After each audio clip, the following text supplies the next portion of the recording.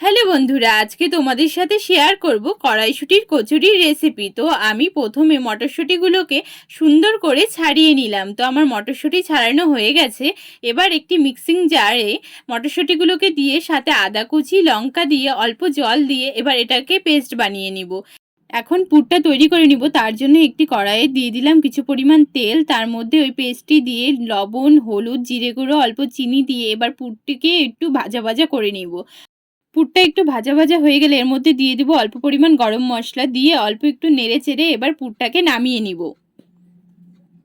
কড়াইশুঁটি কচুরি করার জন্য তো পুরটা রেডি হয়ে গেল। এবার আমি ডোটাকে মেখে নিব। তার জন্য আমি নিলাম 2 বাটি মতো ময়দা, 1 বাটি মতো আটা, অল্প পরিমাণ লবণ, কাঁচা জোয়ান, সাদা তেল দিয়ে আমি এবার ডোটাকে মেখে নিব। অল্প অল্প করে জল দিয়ে এবার ডোটাকে সুন্দর করে মেখে নিলাম। তোমরা শুধু ময়দা দিয়েও এই ডোটা তৈরি করতে পারো।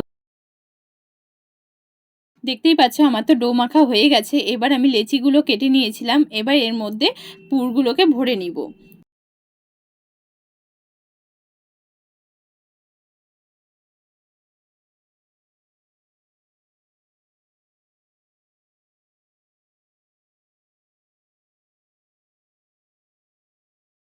পুর তো ভরা হয়ে গেছে, এবার একটু আটা দিয়ে এবার এই লেচিগুলোকে বেলে নিব। এখন এভাবেই সব লেচিগুলোতে পুর ভরে এক এক করে সব লেচিগুলো বেলে নিব। এবার একটা কড়াইয়ে সাদা তেল গরম করে এক এক করে কড়াইশুঁটির কচুরিগুলোকে সুন্দর করে ভেজে নিব। তোমরাও একবার বাড়িতে এভাবে কড়াইশুঁটির কচুরি বানিয়ে খেয়ে দেখো, খুব ভালো লাগবে খেতে।